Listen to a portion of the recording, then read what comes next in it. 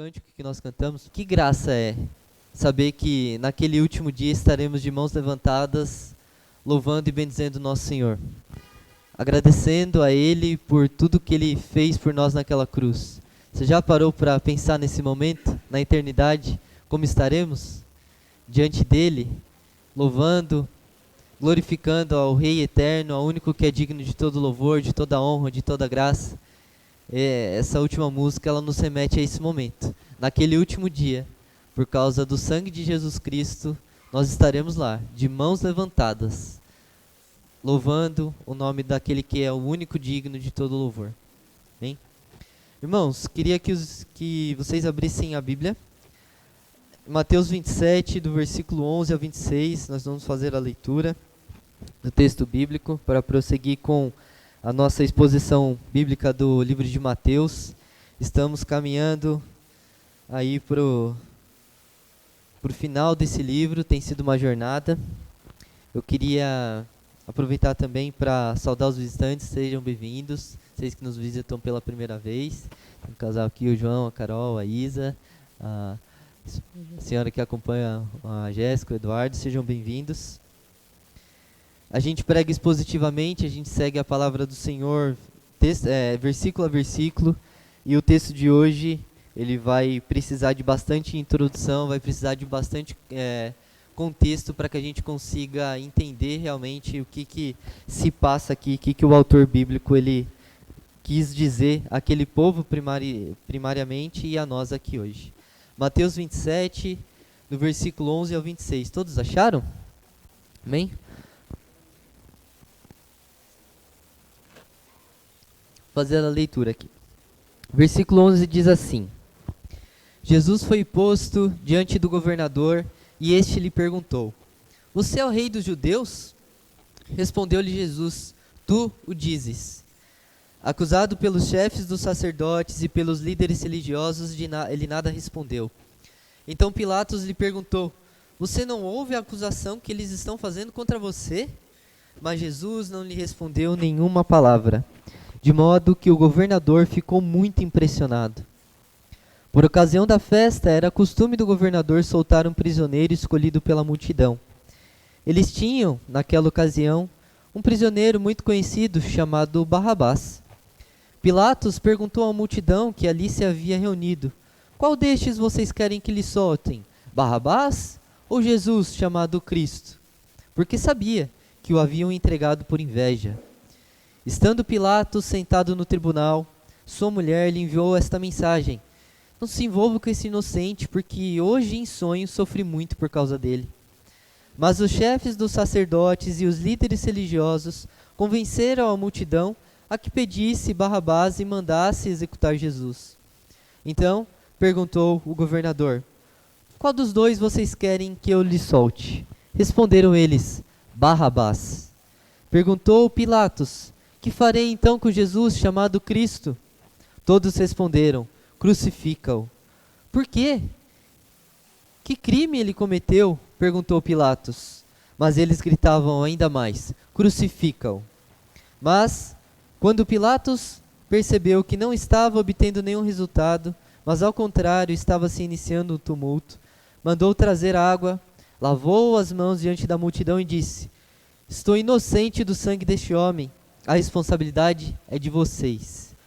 Todo o povo respondeu: Que o sangue dele caia sobre nós e sobre nossos filhos.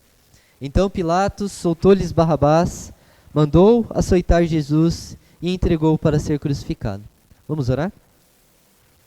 Senhor Deus, nesse momento, com a Tua palavra aberta, estamos diante de Ti, como igreja do Senhor, resgatada pelo Teu sangue limpo e puro naquela cruz, pedindo para que o Teu Espírito Santo dê graça ao nosso coração, que o Teu Espírito Santo abra os nossos olhos, os nossos ouvidos, que essa palavra ela chegue até o nosso coração e que nós possamos, ó Pai, sermos moldados à Tua imagem. Eu agora, Senhor Jesus, peço que o Senhor me ilumine e que seja o Senhor falando através de mim, que seja o Teu Espírito Santo me usando para pregar a Tua Escritura somente, Deus, e não o que eu acho, mas que seja uma palavra direta do Senhor para a Tua igreja. Que o Senhor seja conosco nesse momento, consagramos a Ti, Pai, a tua palavra. Amém. Irmãos, esse texto bíblico ele é relatado em todos os evangelhos. Mateus, Marcos, Lucas e João relatam esse texto. Cada um dos evangelhos vai trazer um detalhe diferente acerca de uma situação pequena diferente. Mas o objetivo claro de Mateus nesse texto é de mostrar que Jesus é o Messias, prometido por Deus. E Mateus faz isso mostrando que Jesus ele foi rejeitado pelos judeus. Mateus ele vai contemplar o cumprimento das profecias lá de Isaías e dos antigos profetas acerca do próprio Cristo, acerca do próprio Jesus. E ele faz isso, mais uma vez, através da rejeição desse povo de Israel. O Messias de Israel, o enviado de Deus para a nação santa, foi rejeitado pelos seus. Essa é a mensagem desse texto.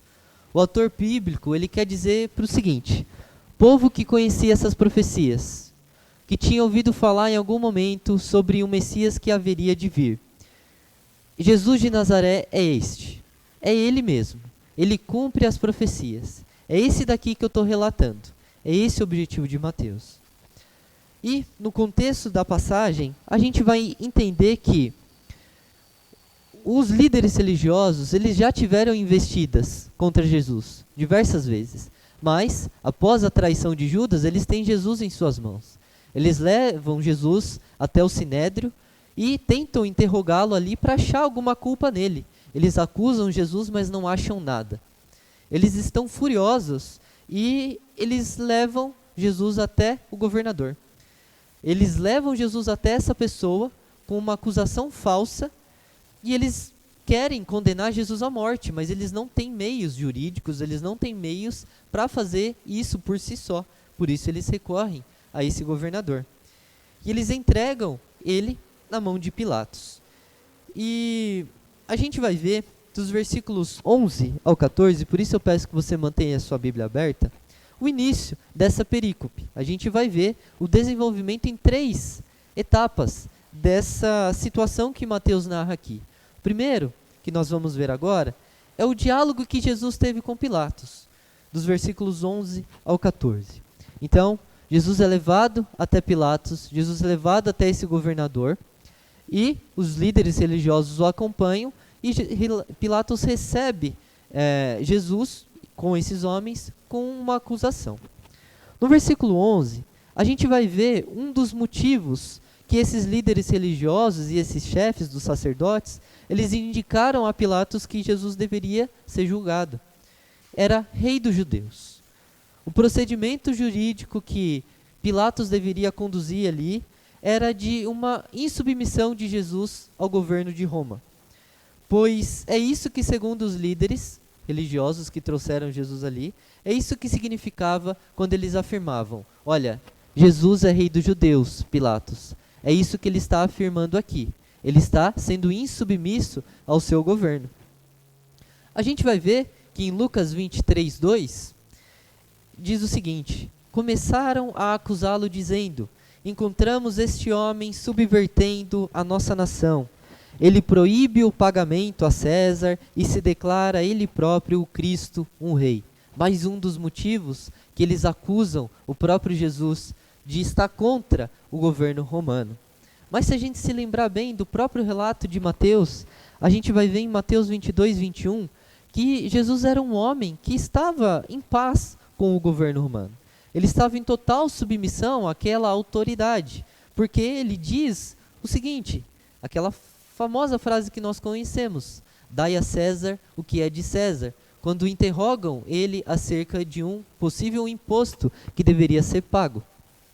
Aqueles homens, os líderes religiosos, eles não queriam que Jesus fosse apenas julgado por eles ali, pela patotinha religiosa deles, mas eles queriam mostrar que o que Jesus estava fazendo era passível de humilhação por todos, e todos deveriam ver aquilo.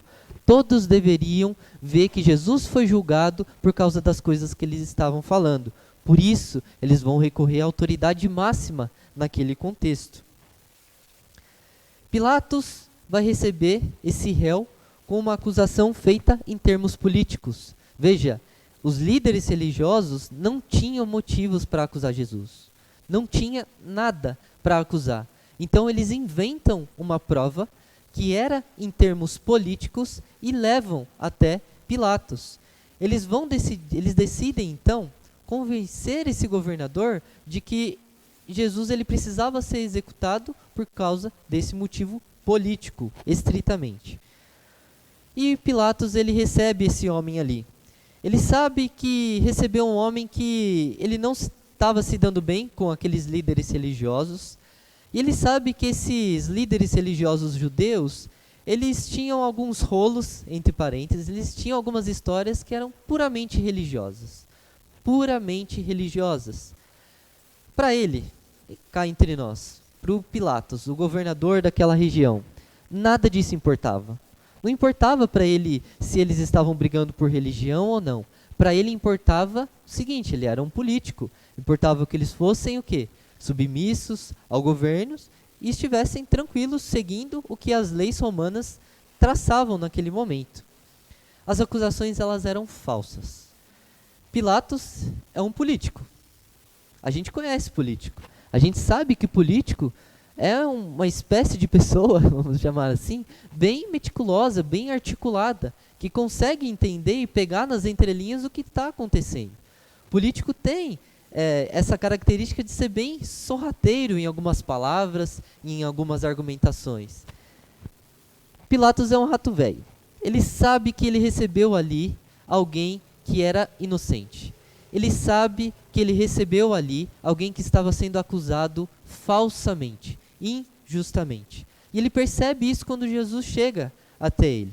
Então, a gente vai ver, no versículo 11 ainda, que ele chega para Jesus, ele se volta para Jesus e pergunta: você é o rei dos judeus? Iniciando esse processo, mesmo contra a sua vontade. Imagina, Pilatos estava tranquilo, estava tendo a festa da Páscoa, naquela época a cidade estava cheia, isso significava que eles poderiam lucrar mais, com mais impostos também. Ele não queria se meter com nenhum problema religioso, mas ele vai ter que iniciar esse processo, porque os líderes chegaram ali acusando. Ele pergunta: você é o rei dos judeus? E a gente precisa se lembrar também e se atentar para o histórico que Pilatos tem com esses líderes religiosos, com esses judeus, estritamente ditos. Ele não teve boas experiências com eles. Anos anteriores, ele teve experiências de mandar seus soldados até o templo para roubar o dinheiro do templo. Ele teve uma experiência muito vil com aqueles homens, em que eles mataram alguns homens, misturaram o sangue desses homens com o sangue do sacrifício do templo. Ele profanou o ritual judaico daquela época. Então ele não tinha muita moral com aquele povo, com aqueles líderes judeus. Então ele tem que iniciar esse processo, ele precisa passar por isso daí. Voltando à pergunta: você é rei dos judeus, Jesus? A resposta de Jesus é simples. A gente vai ver no versículo 11. Tu o dizes. Não no sentido de se esquivar dessa resposta, mas Jesus dá essa resposta no sentido de que: Pilatos, você vai sustentar seu argumento? Você está entendendo o que você quer dizer realmente? Isso era muito claro naquela época por causa dessa frase. Então, a gente vai ver no versículo 12 que os líderes religiosos têm seus ânimos exaltados, eles estão ansiando pelo sangue daquele homem, eles veem Jesus não respondendo nada, e eles continuam acusando Jesus, e Jesus permanece quieto. Jesus permanece quieto. Nenhuma palavra. Quieto. Mas como você vai permanecer quieto, homem? Não vê que esse povo te acusa? Você não mediu as consequências dessa acusação? Não vai dizer nada para tentar se inocentar, para salvar sua pele? Pilatos deve ter dito. Pilatos ele já havia recebido inúmeros acusadores e pessoas que estavam acusando também. Os que eram acusados, eles se esperneavam. Eles faziam de tudo para tentar se salvar de alguma coisa que era injusta, de alguma acusação injusta. Você, quando recebe alguma acusação injusta, sobe aquele negócio do estômago. Você vê isso não está certo. Eu preciso ter uma reação em relação a isso. A gente é assim, a gente é reativo à injustiça. E Jesus, sofrendo aquela injustiça, permanece quieto. Jesus, o inocente, aquele que estava sendo acusado injustamente, permanece quieto, e isso causa um espanto em Pilatos. Um espanto. A gente vai ver isso no versículo 14, que o governador ficou muito impressionado. Nesse primeiro ponto aqui, nós vemos, irmãos, o cumprimento da profecia de Isaías 53, versículo 7, que diz o seguinte: ele foi oprimido e afligido, contudo, não abriu a sua boca. Como um cordeiro foi levado para o matadouro, e como uma ovelha que diante de seus tosqueadores fica calada, ele não abriu a sua boca. Isaías escreveu isso há séculos e séculos antes. E Jesus cumpre isso, nesse momento aqui. Quão assombroso é, quão maravilhoso é nós vermos uma profecia dita pelos profetas séculos atrás, há tanto tempo se cumprir, com extremo detalhe. Essa é a intenção de Mateus aqui. Povo de Israel, povo gentil, povo da IEC de Santa Isabel. Esse homem que Mateus está narrando aqui, cumpre tudinho que Isaías disse. Tudinho que Isaías relatou. E o que os outros profetas relataram. É ele mesmo. É ele o Messias. Esse é o objetivo desse texto. A gente vai ver o plano salvífico de nosso Deus e de nosso Senhor Jesus Cristo, ao se submeter à vontade de Deus Pai na execução desse plano. Foi por causa disso que ele ficou quieto. Foi por causa desse plano salvífico que Jesus permaneceu calado. Ele deveria passar por isso para chegar até essa cruz maldita. Pilatos não vê nada que acusa Jesus. Percebe que tudo ali era uma farsa e ele quer deixar Jesus livre, mas ele não quer se enrolar com esses líderes religiosos judeus. E aí a gente vai para a segunda parte dessa mensagem. A gente vai ver nos versículos 15 a 23 a saída que Pilatos encontra. A saída de Pilatos é o quê? A voz do povo e a voz de Deus. Se a gente se lembrar que naquele contexto a cidade estava cheia de pessoas por causa do contexto daquela época. Estava em festa, tinha o período da Páscoa ali. E Pilatos fala, eu não posso decidir, vou tentar sair de alguma maneira dessa situação. Veja, Pilatos poderia ter terminado ali o seu julgamento. Bastava uma palavra dele para que aqueles líderes religiosos pegassem as suas coisas, abaixassem os seus ombros e voltassem para casa resmungando. Bastava isso, uma palavra. Jesus era justo, mas Pilatos não procede dessa maneira. Lucas vai relatar ainda que Pilatos ele envia Jesus para Herodes, um outro governador, para tentar se livrar desse julgamento. Mas Herodes executa ali a sua conversa com Jesus e manda Jesus de volta para Pilatos, de volta para ele. E agora, José? Deve ter dito Pilatos. Estou com esses chatos desses líderes religiosos que eu já tive más experiências aqui, mas eu não quero acusar esse homem sem motivos. E então, o versículo 15 vai relatar brevemente um costume de que o governador ele poderia soltar um prisioneiro escolhido pela multidão naquela festividade que eles se encontravam. E Pilatos vê isso uma saída para a sua sinuca de bico. Para aquela situação que não tem uma saída, ele acha uma tangente e ele tenta nisso daí tomar uma decisão, tomar uma posição. O texto bíblico relata que havia um homem que também estava preso, e esse homem se chamava Barrabás. Conhecemos esse nome, sabemos da história da Páscoa, a gente já assistiu filmes, vai ter o teatro que é bem bonito da nossa cidade também, sobre a Páscoa, a gente sabe desse momento. Lucas 23:19 vai mostrar que esse homem, esse Barrabás, ele foi preso por uma revolta contra o governo. Muito possível que tenha sido uma rebelião e que ele acabou matando uma pessoa. Ele sim era um rebelde, ele sim era um revolucionário, o tipo de líder que os judeus alegavam que Jesus seria. Está aí a solução. duvido muito que esse povo vai escolher Jesus, um cara inocente de poucas palavras, para ser executado. Barrabás é um rebelde, é um homicida, deve ter pensado Pilatos, com base no versículo 18. Inocente Pilatos, subestimou a maldade desse povo. Ele então, Pilatos, começa toda essa cerimônia de diálogo com o povo. Imaginem a cena, Pilatos no seu trono, que devia ser um trono bem bonito, bem formoso, para demonstrar a autoridade dele. Jesus estava com uma roupa que soldados lá de Herodes colocaram nele para zombar dele, algemado, amarrado, mas numa posição humilhante, e o povo alvoroçado. O povo, naquele corte de filme que nós vemos, todo aquele povo assim, a plenos pulmões, gritando. O governador romano questiona o povo sobre qual eles queriam soltar, Barrabás ou Jesus? E Pilatos recebe uma mensagem de sua esposa, dando mais um motivo para ele não se envolver com isso, porque ela havia tido um sonho. E a gente não tem muito detalhe sobre isso nesse texto. E a gente também não pode se apegar a esse versículo estritamente, porque a gente precisa olhar dentro do contexto, o que está acontecendo. Mais uma vez, o governador ele vai e questiona o povo, e eles continuam insistindo na sua posição. Queremos Barrabás livre. Pilatos faz a sua última pergunta no versículo 23. Mas que crime ele cometeu?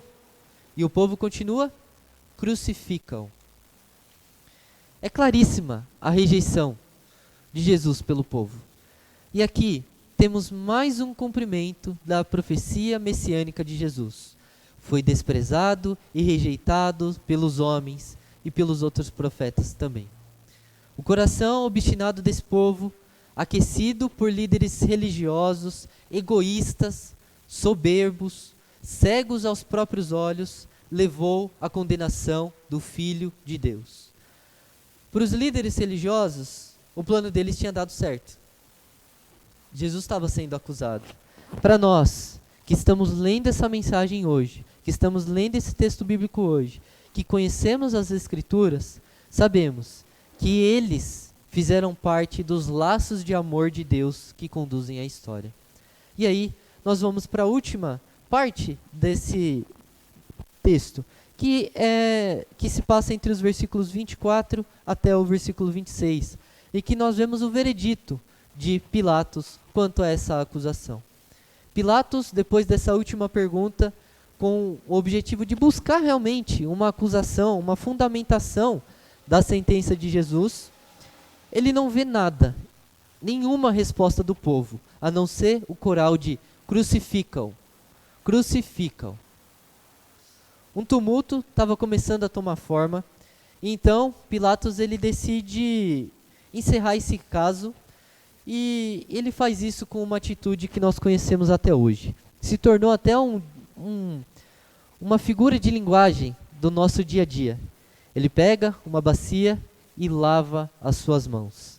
Ele se exime, ele tira de si, como se ele pegasse a culpa e jogasse para lá. Não é minha a culpa do sangue desse homem. Não é minha a responsabilidade. Eu estou inocente do sangue dele. A responsabilidade é de vocês, como diz no versículo 24. Ao fazer isso, ele deixava claro que ele não concordava com a decisão que o povo tomou. Ele sabia que estava condenando alguém inocente, mas para ele não tinha outra saída. Ele não podia permitir que aquele motim tomasse forma, tomasse maiores proporções. O seu cargo estava em risco, ele tinha as questões políticas, mas ele saiu pela tangente. Ele saiu por essa situação. O povo decidiu, eu estou livre. Se alguém vier depois fazer uma auditoria desse negócio aqui, se alguém vier verificar o que aconteceu, olha, foi esse procedimento que eu tomei, lavei minhas mãos e estou livre do sangue dele. Será que está mesmo? E o versículo 25, que diz o seguinte: todo o povo respondeu, que o sangue dele caia sobre nós e nossos filhos. Diferente de Pilatos, o povo conclama para si a responsabilidade. Eles batem no peito e dizem, nós escolhemos esse homem. Nós escolhemos esse que era inocente. E ele revela, esse versículo, o coração mau, o coração perverso, obstinado. Obstinado tem o significado de que é difícil de convencer, de que é difícil, aquela pessoa que já decidiu e ela não vai voltar atrás, independentemente das consequências do seu erro. Esse versículo mostra que esse povo era mau. Mostra que eles queriam mesmo, era um sangue inocente nas mãos deles. Eles não estavam importando com justiça, eles queriam o sangue daquele homem. A partir da análise de todos esses detalhes, desses três momentos do texto bíblico, a gente vai conseguir meditar sobre 3 aplicações relacionadas a esses 3 momentos da acusação de Jesus. E aí o tema do nosso sermão: o justo, que nós já sabemos quem é. Os injustos, que nós já sabemos quem são também. E eu? O que eu tenho a ver com isso? O que eu tenho a ver com essa passagem? O que eu tenho a ver com esse texto bíblico? Nós vamos ver aqui, nessas 3 aplicações. A primeira aplicação é que Jesus é o nosso exemplo de testemunho santo. Jesus é o nosso exemplo de testemunho santo. Jesus foi acusado injustamente. Ele foi levado àquela situação extremamente constrangedora, desconfortável, por pessoas más. A sua resposta a essa situação nos ensina muito sobre como a gente deve se comportar nessas situações. Nós, como os cristãos, como aqueles que são separados do pecado, separados desse mundo caído, inevitavelmente vamos passar por situações assim. E a gente deve olhar para Cristo, a gente deve aprender com Ele a passar por essas situações. O relato bíblico, através da pessoa de Jesus aqui, nos ensina que, ao seguirmos um testemunho santo, a gente vai ser desafiado a todo momento. A gente vai precisar aprender com Jesus que a gente vai lidar com situações desafiadoras. Você, cristão, você que crê em Jesus Cristo, você que se diz um crente, você vai passar por situação difícil. Você vai passar. A gente viu isso no texto inicial, no Salmo 28. Quantas situações Davi passou? Situações difíceis. Há vários salmos que nos mostram isso. Davi injustamente sendo retirado do seu trono por seu filho. E ele tem que fugir. A gente, hoje, em 2023, vai passar por situação desafiadora. E nessas situações a gente deve olhar para aquele que manteve o seu testemunho santo, que não é o seu pastor, que não é o seu presbítero, que não é o diácono, que não é aquele que toca, mas é aquele que ficou quieto, aquele que não pecou. Nós vemos sim o reflexo de Jesus nesses homens. Nós vemos sim o reflexo de Jesus na vida daquele que está do nosso lado. Nós devemos olhar para ele e ter exemplo sim, mas o nosso exemplo primário é Cristo. A gente deve aprender com Jesus Cristo. Essas situações, por nós mesmos, nós não vamos aguentar. A gente não vai conseguir suportar.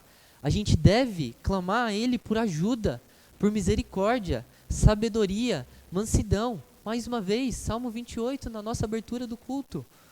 A gente deve clamar a Ele para que feche a nossa boca, para que feche os nossos olhos, para que Jesus coloque nossa mão assim, ó, e a gente fique parado, muitas vezes, em situações desafiadoras. O testemunho de Jesus, ou seja, as suas atitudes, elas nos mostram que devemos sempre confiar em Deus Pai, pois Ele tem as rédeas da história em suas mãos. Devemos confiar em Deus Pai, pois Ele tem as rédeas da história em suas mãos. Manter o nosso testemunho santo vai acarretar em perdas, sejam elas emocionais, financeiras, relacionais e até físicas. Nós vemos os mártires, nós vemos essas pessoas nos relatos bíblicos. Você pode não saber, mas há cristãos perseguidos, há cristãos que sofrem no corpo, na sua pele mesmo, por ter um testemunho santo. A gente vai sofrer perda de acordo com a nossa ótica mundana. E você? Está disposto a sofrer essas perdas? Eu sempre fico me pensando, se alguém chegar e me colocar naquela situação diante daqueles cristãos do Oriente Médio, qual seria a minha atitude? Qual seria a minha atitude? Isso é muito profundo. Isso é muito profundo. Nós devemos nos colocar nessa posição. Eu sei que o nosso contexto de país é diferente. Eu sei que o nosso contexto de país permite a nossa liberdade de pregar o Evangelho. Mas e se nós começarmos a sermos perseguidos? Qual que vai ser o nosso testemunho? E se no nosso trabalho a gente vê que pessoas vão começar a zombar da gente porque a gente é crente? Porque a gente crê que Jesus viveu e ressuscitou. Porque a gente pensa diferente do que o mainstream, do que as pessoas elas pensam. Do que aquelas pessoas que estão na nossa rede social elas pensam. E se a gente começar a ser excluído por causa disso? Você está disposto a ter esse testemunho santo? Você deve olhar para Jesus e buscar nele essa fonte. Eu devo olhar para Jesus e buscar nele, ser revestido pelo Espírito Santo para continuar firme na nossa caminhada aqui. Jesus estava disposto. Ele estava disposto a passar por essa humilhação e ele não hesitou. Ele permaneceu firme, apesar de toda humilhação. O nosso mestre sofreu as consequências do seu testemunho santo. Glórias a ele por isso. Por causa do silêncio de Jesus Cristo, que levou à sua condenação, nós fomos maravilhosamente agraciados com seu perdão. Glórias a Jesus por isso. Clame a Jesus para que o molde segundo a sua imagem.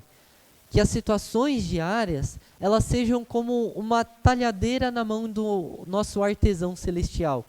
Que ele esculpa em nós a obra perfeita que é a nossa vida. Para que lá, naquele último dia, estejamos lá, de mãos levantadas, de mãos erguidas, glorificando ao nosso Senhor. Vamos para o segundo ponto. Creia na santa revelação das Escrituras Sagradas sobre o Messias prometido. Creia na santa revelação das Escrituras Sagradas sobre o Messias prometido. Antes de desenvolver esse tópico, a gente precisa se ver naquele povo mau. Vocês já vão entender por quê. Você é mau, eu sou mau. A gente estaria no meio daquela multidão escolhendo Barrabás. Se você não se enxerga ali, volte 2 casas, reveja o seu contexto, reveja o seu coração, se prostre diante de Deus. Você precisa se enxergar naquela multidão. Reflita sobre a maldade do seu coração. Se atente a isso durante a sua semana. Voltando aqui. Aquele povo, eles conheciam as leis. Eles frequentavam o templo, eles realizavam sacrifícios, mas eles escolheram não acreditar em Jesus. Eles estavam cegos por sua autojustiça, eles rejeitaram aquele que os libertaria para sempre de um reino mundano. Não era isso que eles queriam? Eles não queriam ser libertos do governo de Israel? Eles não queriam ter alguém, um revolucionário, que os tirasse daquela situação? E eles condenaram aquele que os libertaria para sempre. Os sumos sacerdotes religiosos, eles odiavam Jesus porque Jesus fez com que a influência deles fosse cutucada.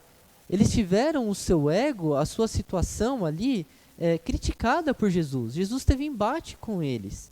Jesus expôs a pecaminosidade daqueles homens, a hipocrisia daqueles homens. Jesus era popular e eles não eram populares. Jesus podia curar, eles não podiam. Jesus ensinou a verdade, ao passo que eles não fizeram nada. Eles tomaram aquela decisão, pois eles não criam em Jesus. Eles não criam em sua messianidade e padeceram por causa disso. O povo foi influenciado por aqueles líderes a ter aquela atitude. Todos têm parcela de culpa. Daí então, a nossa aplicação. Creia na revelação das Sagradas Escrituras. Jesus é o Messias. Nós devemos conhecer acerca do nosso Deus. A gente não deve ter a nossa fé por cabresto. Porque meu pai vai à igreja, eu vou também e eu sou crente também. Porque a minha avó era católica, eu era católico também, e assim vai passando de geração em geração. Quantas pessoas vocês não conhecem assim? Nós não devemos ter uma fé por cabresto. Nós devemos conhecer o nosso Deus. Essas pessoas, Elas estavam naquele meio, mas elas não conheciam. Elas não criam naquelas escrituras. Elas não criam na messianidade de Jesus, que ele era o Messias. A gente deve buscar, a gente deve crescer na nossa maturidade da fé. E isso é feito através disso aqui, através do estudo da Escritura Sagrada. A gente precisa ter uma rotina de leitura bíblica e oração. Essa é uma tônica que nós vemos aqui. Cristãos não se formam sem isso. Você não vai ser edificado se você não tiver o seu tempo a sós com Deus. Você não vai ter esse crescimento, você não vai atingir essa independência cada vez mais espiritual, no sentido de julgar, segundo a palavra, o que é certo, o que é errado. Você não vai crescer na sua maturidade da fé, se você não tiver esses momentos assim. Participe da escola bíblica, tire suas dúvidas, coloque um sermão para ouvir quando você está lavando a louça, quando você está limpando a casa. Ouça sermões, pesquise. Você precisa crescer na fé. Você não pode ter uma fé por cabresto. A gente deve se submeter ao real aprendizado da Escritura Sagrada. E a Escritura, através desse texto, mostra claramente: Jesus é o Messias enviado por Deus. Creia nele e você vai ter a vida eterna. Se você não crê, você está debaixo da ira eterna de Deus. Todo esse conhecimento que eu disse aqui que nós devemos buscar, todo esse conhecimento deve nos levar a uma profunda crença e submissão ao nosso Deus, permitindo que estejamos em alerta para essas ciladas que enfrentaremos. Aquele povo conhecia as Escrituras, mas eles estavam cegos, porque eles conheciam a sua própria maneira, e não o Messias propriamente dito. E assim, nós caminhamos para o nosso último ponto, que é bem desafiador, e é bem mais confrontador do que esses tópicos aqui. Quero lembrar os irmãos que, ao preparar o sermão, eu preciso passar por esse processo também. É bem desafiador falar essas palavras. É bem desafiador esquadrinhar meu coração segundo essas palavras também. Eu também sou confrontado nisso daqui. E o terceiro tópico é: devemos nos comprometer com a verdade. E eu já faço uma pergunta para você e também mastigando. Qual é o seu comprometimento com a verdade? Você vem, frequenta os cultos, mas e aí? Vai continuar agindo como Pilatos, lavando as suas mãos? Pilatos sabia que a acusação sobre Jesus era injusta, mas ele preferiu dar valor a outra coisa, ao seu status quo, ao seu cargo. E você? Você ama mesmo essa palavra? Crê mesmo que Jesus é o Messias prometido, que cumpre essas profecias aqui do relato bíblico, que são reais, passíveis de crença? É realidade isso aqui. Você crê mesmo que Jesus sofreu injustiça calado, que foi rejeitado pelo povo mau, tolo? Você, irmão, eu, Vitor, vou continuar me esquivando até quando daquela situação que me deixa desconfortável? Não vou me envolver porque eu não quero ter dor de cabeça. Vou me esquivar até quando daquela conversa com aquele irmão, com aquela irmã, com aquele primo, aquela prima, com aquele amigo, que faz tempo que eu quero ter, mas eu sei que vai ser difícil, eu vou precisar ceder. Até quando? E daquele pecado, que você sabe que existe, mas que você não quer cutucar porque está tudo bem, ninguém está vendo.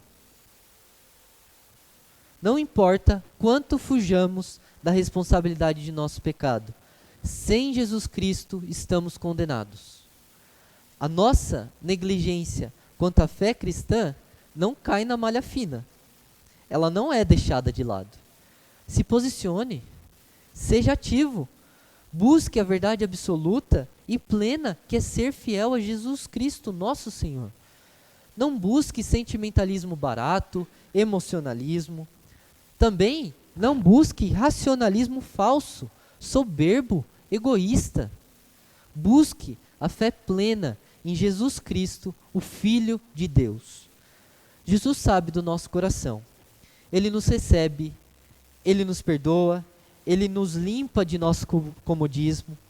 Por causa do seu silêncio, ele morreu e nos deu rica e poderosa salvação, a esperança. Nós não pertencemos a esse mundo, nós somos servos de um Rei celestial. E se você que ainda não crê em Jesus, não é um crente, e ouviu tudo isso que eu falei aqui, o que você vai fazer com tudo isso? Qual a sua posição? O Evangelho é simples. Todo aquele que crê em Jesus Cristo, se arrepender de seus pecados, recebe perdão por pecados eternamente e é contado entre os filhos de Deus. Qual é o seu compromisso com essa verdade? E assim a gente caminha para a nossa conclusão. Apesar do palavreado acusatório daquela situação trágica e humilhante, não era realmente Jesus que estava em julgamento, mas era todo o resto do mundo. As atitudes dos judeus religiosos e de Pilatos condenaram a si mesmos. Jesus não apenas tomou o lugar de um homem condenado, Barrabás, não teve só essa troca, mas ele tomou o lugar de todos aqueles que estão condenados perante o perfeito padrão de justiça de Deus. Através dessa humilhação, dessa injustiça, desprezo e rejeição, o Filho de Deus foi ainda mais exaltado. Glórias a Jesus por isso, glórias a Ele por isso. O silêncio do justo é a causa da nossa salvação. Que a gente possa aprender diariamente com Jesus a sermos santos. Criamos nas Sagradas Escrituras e tenhamos uma vida comprometida com a verdade. Amém? Vamos orar? Senhor, te agradecemos porque a sua palavra ela nos confronta. Sabemos que é duro ouvir muitas vezes a confrontação da tua Sagrada Escritura, mas que ela é extremamente necessária. Sabemos, ó Pai, que por nossas forças nós não conseguiremos e rogamos a Ti, o Cordeiro justo, aquele que foi levado como uma ovelha ao tosqueador, quietinha, para morrer em meu lugar. Confiamos em Ti, Jesus Cristo, que por meio do Seu grande poder, por meio da Sua grande misericórdia, o Senhor nos capacita para vivermos um testemunho santo. O Senhor nos dá graça e o Senhor abre o nosso coração para pedirmos perdão pelos nossos pecados, para nos arrependermos de nossas falhas, ó Pai. Te agradecemos, ó Deus, por esse relato bíblico que Mateus nos escreve e hoje nós lemos aqui e aprendemos. Mais uma vez, que o Senhor cumpre a profecia do Messias prometido. Muito obrigado, Deus Pai Todo-Poderoso, porque o Senhor tem um plano salvífico para as nossas vidas e o Senhor executou, mesmo que isso significasse sacrificar o seu próprio filho, mesmo que isso significasse submeter o seu próprio filho a tamanha humilhação por causa de mim, por causa dos nossos irmãos, por causa de nós, por causa daqueles que acusaram e escolheram Barrabás. Muito obrigado, porque o Senhor nos escolheu, apesar de nós. Amém.